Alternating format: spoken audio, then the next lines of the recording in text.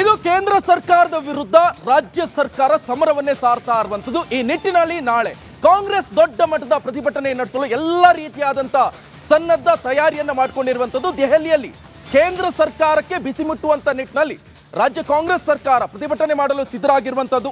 ಪ್ರತಿಭಟನೆಗೆ ನಾಳೆ ಎಲ್ಲ ಶಾಸಕರು ಭಾಗಿಯಾಗಲು ತಂತ್ರಗಾರಿಕೆಯನ್ನ ಹೆಣಿತಾ ಇದೆ. ದೆಹಲಿಗೆ ಶಾಸಕರನ್ನ ಕರೆದುಕೊಂಡು ಬರಲು ಕೂಡ ಸಚಿವರಿಗೆ ಹೊಣೆಯನ್ನ ಕೊಟ್ಟಿದ್ದಾರೆ. ಯಾವ್ಯಾವ ಡಿಸ್ಟಿಕ್ ಇಂದ ಯಾವ್ಯಾವ ಶಾಸಕರನ್ನ ಕರೆತಾ ಇರುವಂತ ನಿಟ್ಟಿನಲ್ಲಿ ಸಚಿವರಿಗೂ ಕೂಡ ಹೊಣೆಗಾರಿಕೆಯನ್ನ ರಾಜ್ಯ ಕಾಂಗ್ರೆಸ್ ಸರ್ಕಾರ ಕೊಟ್ಟಿರುವಂತದ್ದು. ಎಲ್ಲ ಶಾಸಕರನ್ನ ತರುವಂತ ಹೊಣೆ ಜಿಲ್ಲಾ ಉಸ್ತುವಾರಿ ಸಚಿವರಿಗೆ ಬಿಟ್ಟಿರುವಂತದ್ದು. ಶಾಸಕರ ಜೊತೆಗೆ ಆಯಾ ಜಿಲ್ಲೆಯ MLC ಅನ್ನ ಕರೆದುಕೊಂಡು ಬರಬೇಕು.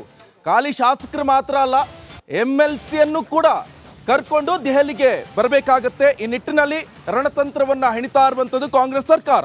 ಜಿಲ್ಲಾ ಉಸ್ತುವಾರಿ ಸಚಿವರಿಗೆ ಖಡಕ್ ಸೂಚನೆಯನ್ನ ಕೊಟ್ಟಿದ್ದಾರೆ. ಈಗಾಗಲೇ ಉಪಮುಖ್ಯಮಂತ್ರಿ DK ಶಿವಕುಮಾರ್ ಅವರು ಗೈರಾದ ಶಾಸಕರ ಹೊಣೆ ಸಚಿವರು ಹೊರಬೇಕು. ನೋಡಿ, ಇಲ್ಲೊಂದು ಕೂಡ ಅಲ್ಲೊಂದು ಟ್ವಿಸ್ಟ್ ಅನ್ನ ಕೊಟ್ಟಿದ್ದಾರೆ. ಯಾವ್ಯಾವ ಶಾಸಕರು ಇನ್ ಕೇಸ್ ಏನಾದರೂ ಬರಲಿಲ್ಲ ಪ್ರತಿಭಟನೆಗೆ ಅಂತ ಹೇಳಿದ್ರೆ ನೇರವಾಗಿ ಆ ಜಿಲ್ಲಾ ಉಸ್ತುವಾರಿ ಸಚಿವರು ಇರ್ತಾರಲ್ಲ, ಅವರೇ ಅದ್ರ ಹೊಣೆಯನ್ನು ಹೊರಬೇಕು. ಈ ನಿಟ್ಟಿನಲ್ಲಿ ಖಡಕ್ ಸೂಚನೆಯನ್ನ DK ಶಿವಕುಮಾರ್ ಅವರು ಕೊಟ್ಟಿದ್ದಾರೆ. ಆ ಮೂಲಕ ಪ್ರತಿಭಟನೆ ಯಶಸ್ವಿ ಮಾಡಲು DK ಶಿವಕುಮಾರ್ ಅವರು ಮೆಗಾ ಪ್ಲಾನ್ ಅನ್ನು ಹೆಣೆದಿದ್ದಾರೆ.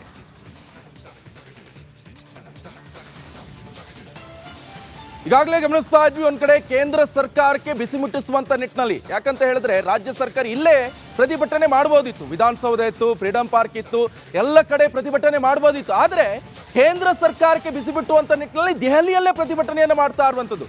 ನೇರವಾಗಿ ಸೆಂಟ್ರಲ್ ಗವರ್ಮೆಂಟ್ಗೆ ಬಿಸಿ ಮುಟ್ಟುತ್ತಿದ್ದು ಕಾಂಗ್ರೆಸ್ ಸರ್ಕಾರ ಪ್ರತಿಭಟನೆ ಮಾಡ್ತಾ ಇದೆ. ಬೇರೆ ಬೇರೆ ರಾಜ್ಯದವರು ಕೂಡ ಒಂದು ಕೇಂದ್ರ ಬಿಂದು ಆಗುತ್ತೆ. ಬೇರೆ ಬೇರೆ ರಾಜ್ಯದವರು ಕೂಡ ನೋಡ್ತಾರೆ. ಸೊ ದೆಹಲಿಯಲ್ಲಿ ಪ್ರತಿಭಟನೆ ಯಾಕೆ ಮಾಡ್ತಾ ಇದ್ದಾರೆ? ನಮಗ್ ಸಿಗ್ತಾ ಇರುವಂತ ಅನುದಾನ ಸಿಗ್ತಾ ಇಲ್ಲ, ಬೇರೆ ರಾಜ್ಯರು ಕೂಡ ಅದನ್ನ ಧ್ವನಿಯನ್ನ ಎತ್ತಬಹುದು. ಈ ನಿಟ್ಟಿನಲ್ಲಿ ಈ ಬಗ್ಗೆ ಹೆಚ್ಚಿನ ಡೀಟೇಲ್ಸ್ ಅನ್ನ ಪಡೆಯೋಣ. ನವದೆಹಲಿಯಿಂದ ನನ್ನ ಕಲೀಗ್ ವಿಜಯ್ ನೇರ ಸಂಪರ್ಕದಲ್ಲಿ ಜಾಯ್ನ್ ಆಗಿದ್ದಾರೆ. ವಿಜಯ್, ಯಾವ ರೀತಿಯಾಗಿ ಸಿದ್ಧತೆಗಳನ್ನ ಮಾಡ್ಕೊಂಡಿದ್ದಾರೆ? ಹಾಗೆ ನವದೆಹಲಿಯಿಂದ ನನ್ನ ಇನ್ನೊಬ್ಬ ಸಹೋದ್ಯೋಗಿ ನಾಗೇಂದ್ರ ಬಾಬು ಕೂಡ ಜಾಯ್ನ್ ಆಗಿದ್ದಾರೆ. ವೆಲ್ಕಮ್ ನಾಗೇಂದ್ರ ಬಾಬು. ನಾನು ಫಸ್ಟ್ ವಿಜಯ್ ಅವರಿಗೆ ಹೋಗ್ತೀನಿ. ವಿಜಯ್, ಯಾವ ರೀತಿಯಾಗಿ ಸನ್ನದ್ಧರಾಗಿದ್ದಾರೆ ದೆಹಲಿಯಲ್ಲಿ? ಈಗ ಖಡಕ್ ಸೂಚನೆ ಕೂಡ ಕೊಟ್ಟಿರುವಂತದ್ದು, ಜಿಲ್ಲಾ ಉಸ್ತುವಾರಿ ಸಚಿವರು ಶಾಸಕರನ್ನ ಕರ್ತಾ ಇರಬೇಕು, MLCಗಳನ್ನು ಕೂಡ ಕರ್ತಾ ಇರಬೇಕು.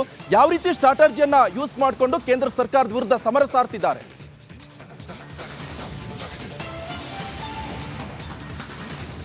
ನಿಕೇಶ್, ನಾಳೆ ಬೆಳಗ್ಗೆ 11 ಗಂಟೆಗೆ ದೆಹಲಿಯಲ್ಲಿ ಪ್ರತಿಭಟನೆ ಹಮ್ಮಿಕೊಂಡಿರುವಂಥದ್ದು. ಕಾಂಗ್ರೆಸ್ ಧರಣಿಯನ್ನ ಹಮ್ಮಿಕೊಂಡಿರುವಂಥದ್ದು ಕೇಂದ್ರ ಸರ್ಕಾರದ ಅನುದಾನ ತಾರತಮ್ಯ ವಿರೋಧಿಸಿ. ಇಲ್ಲಿ ಕಾಂಗ್ರೆಸ್ ಪಕ್ಷದ 135 ಶಾಸಕರು, ಸಚಿವರು ಸೇರಿದಂತೆ 135 ಎಲ್ಲ ಪಕ್ಷದ ಶಾಸಕರು, ವಿಧಾನ ಪರಿಷತ್ ಸದಸ್ಯರು ಪ್ಲಸ್ ವಿಧಾನ ಪರಿಷತ್ ಸದಸ್ಯರು ಕೂಡ ಬರಬೇಕು ಅಂತ ಅನ್ನೋದು ಕೂಡ DK ಖಡಕ್ ಸೂಚನೆ ಕೊಟ್ಟಿರುವಂಥದ್ದು. ಆದರೆ ಒಂದು ವೇಳೆ ಏನಾದರೂ ಕೂಡ ಶಾಸಕರು ಗೈರಾದ್ರೆ ಬೇರೆ ರೀತಿಯ ಸಂದೇಶ ಹೋಗುತ್ತೆ ಅನ್ನುವಂಥದ್ದು ಕೂಡ DKಶಿಗೆ ಮತ್ತು KPCCಗೆ ಒಂದು ರೀತಿಯಲ್ಲಿ ಆತಂಕ ಇರುವಂಥದ್ದು, ಅನುಮಾನ ಇರುವಂಥದ್ದು. ಈ ಹಿನ್ನೆಲೆಯಲ್ಲಿ ಖುದ್ದು ಎಲ್ಲ ನೆನ್ನೆನೇ ಕೂಡ ಅಂದರೆ ಪ್ರತಿಭಟನೆ ನಡೆಯುವಂಥ 2 ದಿನ ಮುಂಚೆನೇ ಬಿಡುಬಿಟ್ಟಿರುವಂತಹ KPCC ಅಧ್ಯಕ್ಷ DK ಶಿವಕುಮಾರ್ ಎಲ್ಲ ಶಾಸಕರು ಕೂಡ ಕರೆ ಮಾಡಿ ಈ ಸಂಬಂಧಪಟ್ಟಂತೆ ಪ್ರತಿಭಟನೆಗೆ ಬರುವಂತೆ ಕೂಡ ಆಹ್ವಾನ ಕೊಟ್ಟಿರೋದು. ಯಾಕಂದರೆ ಅವರೇ ಸ್ವಂತ ಖರ್ಚಿನಲ್ಲಿ ಬರಬೇಕು. ಎಲ್ಲೋ ಒಂದು ಕಡೆ ಬರಲಿಲ್ಲ ಅಂತಂದರೆ ಒಂದಷ್ಟು ಜನ ಶಾಸಕರು ಗೈರಾದ್ರೆ ಅದು ಬೇರೆ ರೀತಿಯ ತಪ್ಪು ಸಂದೇಶ ಹೋಗುತ್ತೆ, BJPಗೆ ಒಂದು ರೀತಿಯಲ್ಲಿ ರಾಜಕೀಯ ಅಸ್ತ್ರ ಆಗುತ್ತೆ ಅನ್ನೋದನ್ನು ಈ ಹಿನ್ನೆಲೆಯಲ್ಲಿ ಖಡಕ್ ಸೂಚನೆ ಕೊಟ್ಟಿರುವಂಥದ್ದು. ಜೊತೆಗೆ ಒಂದು ಹೆಜ್ಜೆ ಮುಂದೆ ಹೋಗಿ ಎಲ್ಲ ಜಿಲ್ಲಾ ಉಸ್ತುವಾರಿ ಸಚಿವರು ಕೂಡ ಆ ಜಿಲ್ಲೆಯಂತ ಯಾರ್ಯಾರು ಶಾಸಕರಿದ್ದಾರೆ ಪಕ್ಷದ ಶಾಸಕರು ಅವನು ಕರ್ತಾ ಇರುವಂಥ ಜವಾಬ್ದಾರಿ ನಿಮ್ಮ ಮೇಲಿದೆ. ಇದೆಲ್ಲ ಇಲ್ಲ ಅಂತಂದ್ರೆ ಅದರ ಪರಿಣಾಮ ಬೇರೆ ರೀತಿ ಇರುತ್ತೆ ಅನ್ನುವಂಥದ್ದು ಖಡಕ್ ಎಚ್ಚರಿಕೆ ಸಂದೇಶ ಕೊಟ್ಟಿರುವಂಥದ್ದು. ಅದರ ಜೊತೆಗೆ ಮುಖ್ಯಮಂತ್ರಿ ಸಿದ್ದರಾಮಯ್ಯ ಅವರಿಂದು ರಾತ್ರಿ ಬರಲಿದ್ದಾರೆ. ಬೆಳಗ್ಗೆ 11 ಗಂಟೆಯಿಂದ ಸುಮಾರು 1-1.5 ಗಂಟೆಗಳ ಪ್ರತಿಭಟನೆ ಇರುವಂಥದ್ದು. ಅದು ಒಂದು ಭಾಗ. ಎರಡನೇ ಭಾಗ, ಇದಕ್ಕೆ ಕಾಂಗ್ರೆಸ್ ಪ್ರತಿಭಟನೆಗೆ ಇಡೀ BJPಯ ಸಂಸದರು ತಿರುಗಿ ಬಿದ್ದಿರುವಂಥದ್ದು ಮತ್ತು BJPಯ ಸಂಸದರು ತಿರುಗೇಟನ್ನು ಕೊಡ್ತಾ ಇರುವಂಥದ್ದು. ಅಂಕಿಅಂಶಗಳ ಸಮೇತ ಏನು ಕಾಂಗ್ರೆಸ್ ಅಂಕಿಅಂಶ ರಿಲೀಸ್ ಮಾಡಿದೆ ಅದಕ್ಕೆ ಪ್ರತಿಯಾಗಿ ಅಂಕಿಅಂಶಗಳನ್ನು ರಿಲೀಸ್ ಮಾಡಿ ಏನು ತಿರುಗೇಟನ್ನು ಕೊಡ್ತಾ ಇರುವಂಥದ್ದು. ಜೊತೆಗೆ ಇದು ರಾಜಕೀಯವಾಗಿ ಒಂದಷ್ಟು ಸಾಕಷ್ಟು ಚರ್ಚೆ ವಿಚಾರ ಆಗಿರುವಂಥದ್ದು. ಇದಕ್ಕೆ ನಾಳೆ ಇಡೀ ಕರ್ನಾಟಕದ ಇತಿಹಾಸದಲ್ಲಿ ನಿಕೇಶ್ ಮೊದಲ ಬಾರಿಗೆ ಈ ರೀತಿಯ ಪ್ರತಿಭಟನೆ ಕೇಂದ್ರ ಸರ್ಕಾರದ ವಿರುದ್ಧ, ಅಂದರೆ ಈ ಹಿಂದೆ ಕಾವೇರಿ ನೀರು ಹೋರಾಟ ಸಂಬಂಧಪಟ್ಟಂತೆ ಬೇರೆ ವಿಚಾರ ಪ್ರತಿಭಟನೆ ಆಗಿತ್ತು. ಆದರೆ ರಾಜಕೀಯವಾಗಿ ಮತ್ತು ಕೇಂದ್ರ ಸರ್ಕಾರದ ಅನುದಾನ ಸಂಬಂಧಪಟ್ಟಂತೆ ಇದೇ ಮೊದಲ ಬಾರಿಗೆ ಸರ್ಕಾರ ಮತ್ತು ಪಕ್ಷ ಪ್ರತಿಭಟನೆಗೆ ಮುಂದಾಗಿರುವಂಥದ್ದು. Nikesh, thank you Vijay. ಹಾಗೆ ನನ್ನ ಇನ್ನೊಬ್ಬ ಸಹೋದ್ಯೋಗಿ ನಾಗೇಂದ್ರ ಬಾಬು ಕೂಡ ದೆಹಲಿಯಿಂದ ಜಾಯ್ನ್ ಆಗ್ತಾ ಇದ್ದಾರೆ. ನಾಗೇಂದ್ರ ಬಾಬು, ಬಹಳ ಪ್ರಮುಖವಾಗಿ ದೆಹಲಿಯನ್ನೇ ಯಾಕೆ ಆಯ್ಕೆ ಮಾಡಿಕೊಂಡ್ರು ಕಾಂಗ್ರೆಸ್ನ ನಾಯಕರು? ನಾವು ಈಗಾಗಲೇ ಗಮನಿಸ್ತಾ ಇದ್ವಿ, ಒಂದ್ ಕಡೆ ನೀವು ಕೂಡ ಒಂದಿಷ್ಟು ಸಂಸದರನ್ನು ಕೂಡ ಭೇಟಿಯಾಗಿ ಸಂಭಾಷಣೆಯನ್ನು ನಡೆಸಿದ್ರಿ, ಅದ್ರ ಜೊತೆಗೆ ಸಚಿವರನ್ನು ಕೂಡ ಮೀಟ್ ಆಗಿ ನೀವು ಮಾತುಕತೆಯನ್ನು ನಡೆಸಿದ್ರಿ. ಅದರಲ್ಲಿ ಬಹಳ ಪ್ರಮುಖವಾಗಿ ಕೇಳಿ ಬರ್ತಾ ಇರುವಂಥದ್ದು ಯಾವ ರೀತಿಯಾಗಿ ಸ್ಟ್ರಾಟಜಿಯನ್ನು ಯೂಸ್ ಮಾಡ್ಕೊಂಡಿದ್ದಾರೆ, ಇವರ ಆರೋಪ ಹಾಗೆ ಪ್ರತ್ಯಾರೋಪ ಏನಿರ್ಬೋದು ಅಂತ? ನಿಕೇಶ್ ನೋಡಿ, ಕಾಂಗ್ರೆಸ್ನವರ ನೇರವಾದಂಥ ಆರೋಪ ಇಷ್ಟೇ, ರಾಜ್ಯಕ್ಕೆ ಅನ್ಯಾಯ ಆಗ್ತಾ ಇದೆ, ನಾವು ಕಟ್ಟುವಂಥ ತೆರಿಗೆಯಲ್ಲಿ ನಮಗೆ ಕಡಿಮೆ ಸಿಗ್ತಾ ಇದೆ, ಸಿಗುವಂಥ ಅನುದಾನ ಕೂಡ ಕಡಿತಗೊಳಿಸಲಾಗ್ತಾ ಇದೆ. ಎಲ್ಲೋ ಒಂದು ಕಡೆ ಕಳೆದ 9.25 ವರ್ಷದಲ್ಲಿ ಅಂದರೆ ಮೋದಿಯವರ ಆಡಳಿತದಲ್ಲಿ ನಮ್ಮ ರಾಜ್ಯಕ್ಕೆ ಬರೋಬ್ಬರಿ 1,27,000 ಕೋಟಿಯಷ್ಟು ಹಣ ನಮಗೆ ಕಡಿಮೆ ಮಾಡಲಾಗಿದೆ, ಕಡಿತಗೊಳಿಸಲಾಗಿದೆ ಎನ್ನುವ ಒಂದು ಆರೋಪವನ್ನು ಮಾಡಿದ್ದಾರೆ. ನಾವು ಕಟ್ತಾ ಇರುವಂಥ ತೆರಿಗೆ ನಮ್ಮ ಹಕ್ಕು ಅಂತೇಳಿ ಅಭಿಯಾನವನ್ನು ಶುರು ಮಾಡಿದ್ದಾರೆ. ಪ್ರಮುಖವಾಗಿ ರಾಜ್ಯಕ್ಕೆ ಆಗ್ತಾ ಇರುವಂತಹ ಅನ್ಯಾಯ, ರಾಜ್ಯದಲ್ಲೇ ಇದ್ದುಕೊಂಡು ಅವರು ಪ್ರತಿಭಟನೆಯನ್ನು ಮಾಡ್ಬೋದಿತ್ತು, ಆದರೆ ಕೇಂದ್ರ ಸರ್ಕಾರ ಈ ಒಂದು ಅನ್ಯಾಯ ಮಾಡ್ತಾ ಇದೆ. ಹಾಗಾಗಿ ಬೇರೆ ಬೇರೆ ರಾಜ್ಯಗಳು ಕೂಡ ಇದು ಗೊತ್ತಾಗಬೇಕು, ಇಡೀ ರಾಷ್ಟ್ರಕ್ಕೆ ಗೊತ್ತಾಗಬೇಕು, ಕರ್ನಾಟಕ ರಾಜ್ಯಕ್ಕೆ ಅನ್ಯಾಯ ಮಾಡಲಾಗ್ತಾ ಇದೆ ಎನ್ನುವ ಕಾರಣವನ್ನು ಇಟ್ಟುಕೊಂಡು ನಮ್ಮ ತೆರಿಗೆ ನಮ್ಮ ಹಕ್ಕು ಅಂತೇಳಿ ನಾಳೆ ಜಂತರ್ ಮಂತರ್ನಲ್ಲಿ ದೊಡ್ಡ ಮಟ್ಟದಲ್ಲಿ ಅವರು ಹೋರಾಟಕ್ಕೆ ಮುಂದಾಗಿರುವಂಥದ್ದು. ಇದು ಕಾಂಗ್ರೆಸ್ನವರ ವರ್ಷನ್. ಆದರೆ ಬಿಜೆಪಿಯ ಸಂಸದರನ್ನು ನಾವು ಪ್ರಶ್ನೆ ಮಾಡಿದಾಗ ಬಿಜೆಪಿಯ ಸಂಸದರು ಹೇಳ್ತಾ ಇರುವಂಥದ್ದು, ಕುಣಿಲಾರದವರು ನೆಲ ಡೊಂಕು ಅನ್ನುವ ರೀತಿಯಲ್ಲಿ ಕಾಂಗ್ರೆಸ್ನವರು ಮಾಡ್ತಿದ್ದಾರೆ, ಚುನಾವಣೆ ಪರ್ಪಸ್ಗೋಸ್ಕರ ಇವರು ಈ ರೀತಿಯಾಗಿ ಹೋರಾಟಕ್ಕೆ ಮುಂದಾಗ್ತಾ ಇರುವಂಥದ್ದು. ನಾವು 28ಕ್ಕೆ 28 ಕ್ಷೇತ್ರಗಳಲ್ಲಿ ಬಿಜೆಪಿ ಗೆದ್ದೇ ಗೆಲ್ಲುತ್ತೆ, ಆ ವಿಶ್ವಾಸ ನಮಗಿದೆ, ಇದು ಅವ್ರಿಗೆಲ್ಲೋ ಒಂದು ಕಡೆ ತಡೆದುಕೊಳ್ಳೋದಕ್ಕೆ ಆಗ್ತಾ ಇಲ್ಲ. ಹಾಗಾಗಿ ಈ ರೀತಿಯಾಗಿ ಕೇಂದ್ರ ಸರ್ಕಾರದ ವಿರುದ್ಧ ಗೂಬೆ ಕೂರಿಸುವಂಥ ಕೆಲಸವನ್ನ ಮಾಡಲಾಗ್ತಾ ಇದೆ ಅಂತೇಳಿ ಬಿಜೆಪಿ ಸಂಸದರ ವಾದ. ಆದರೆ ಇವತ್ತು ಒಂದು ಕಡೆ ಕಾಂಗ್ರೆಸ್ನ ನಾಯಕರೆಲ್ಲರೂ ಕೂಡ ಬಂದು ನಾಳೆ ಜಂತರ್ ಮಂತರ್ನಲ್ಲಿ ಹೋರಾಟವನ್ನು ಮಾಡ್ತಿದ್ದಾರೆ. ಬಿಜೆಪಿಯವರು ಇಲ್ಲಿ ಅವರ ಒಂದು ಸಮಸ್ಯೆಗಳನ್ನು ಮರೆಮಾಚುವ ಸಲುವಾಗಿ ಈ ರೀತಿಯಾಗಿ ಬಂದು ಪ್ರತಿಭಟನೆ ಮಾಡ್ತಿದ್ದಾರೆ ಅಂತೇಳಿ.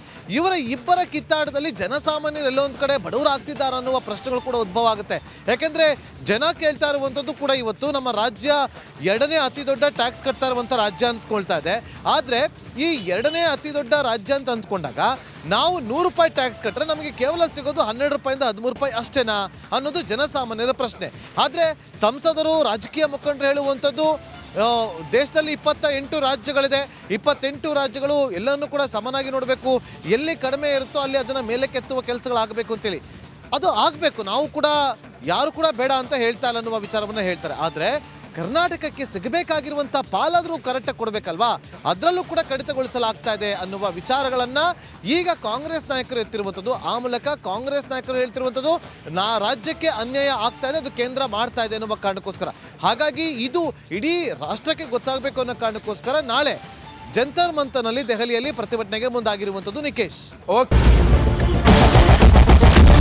ಕ್ಯಾಪ್ಟನ್ ಅರ್ಜುನ್ನ ಕೊಂದಿದ್ದು ಯಾರು? ಅವ್ರ ನರೇಟಿವ್ ಎಲ್ಲಿ ತಂದಿಟ್ಟಿದ್ದಾರೆ ಅಂತಂದ್ರೆ ಸಂಪತ್ತನ್ನ ಹಂಚಿಬಿಡೋದು ಅಂತ. ಇದು ಸರ್, ಇದು ಸ್ಟುಡಿಯೋ ಟಿಪ್ಪು ಜಯಂತಿ ಮಾಡಕ್ಕೆ ಅವ್ರಿಗೆ ಖಂಡಿಸಿದ್ರು. Very nice. ಯಾರು ತಪ್ಪು ಮಾಡಿರೋದಿಲ್ಲಿ? ಓಲೈಕೆ ಹೇಳಿಕೆ ಇದು ಅಂತ ಹೇಳಿ ಯಾಕೆ ಪರಿಗಣಿಸಬಾರದು? I.N.I. ಇದು ವೇದಿಕೆ, ಇದು ಫೋಟೋ ಎಲ್ರಿಗೂ ಒಂದು ಟೈಮ್. ನಿಮ್ಮ ಸಮಯ ಮುಗಿದಿದೆ. ಅವ್ರು ಹೇಳೋಕ್ಕಿಂತ ಮುಂಚೆನೆ ಹೇಗೆ ಪ್ರತಾಪ್ ಸಿಂಹ ಪಾಸ್ ಕೊಟ್ಟಿದಂತ ಆಗ್ಲಿ ಡಿಕ್ಲೇರ್ ಆಗೋಗಿತ್ತು ಅಂತ ನನಗೊಂದು ಡೌಟ್ ಬಂತು. ಸಾಕು ನಿಲ್ಸಿ, ಸಾಕು ನಿಲ್ಸಿ. ಕೆಟ್ಟ ಪದ ಬಳಕೆ ಕಾಂಪಿಟೇಷನ್ ಇಟ್ಟಿಲ್ಲ ನಾವಿಲ್ಲಿ.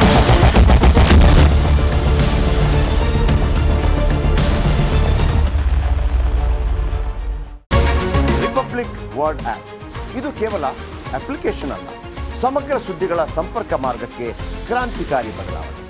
ರಿಪಬ್ಲಿಕ್ ವರ್ಡ್ ಆಪ್ ಕೇವಲ ಸುದ್ದಿ ಅಪ್ಲಿಕೇಶನ್ ಪರಿಚಯಿಸ್ತಾ ಇಲ್ಲ, ಬದಲಾಗಿ ಡಿಜಿಟಲ್ ಸುದ್ದಿ ಬಳಕೆಯ ಹೊಸ ಯುಗಕ್ಕೆ ನಾಂದಿ ಹಾಡ್ತಾ ಇದೆ. ಇದೊಂದು ಬ್ರೇಕಿಂಗ್ ನ್ಯೂಸ್, ಪ್ರಭಾವಶಾಲಿ ಕಾರ್ಯಕ್ರಮಗಳಿಗೆ ಗಟ್ಟಿಯಾದ ನ್ಯೂಸ್.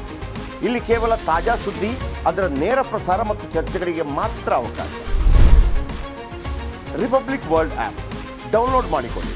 ಗೂಗಲ್ ಪ್ಲೇಸ್ಟೋರ್ ಮತ್ತು ಆಪಲ್ ಆಪ್ ಸ್ಟೋರ್ನಲ್ಲಿ ಲಭ್ಯವಿದೆ.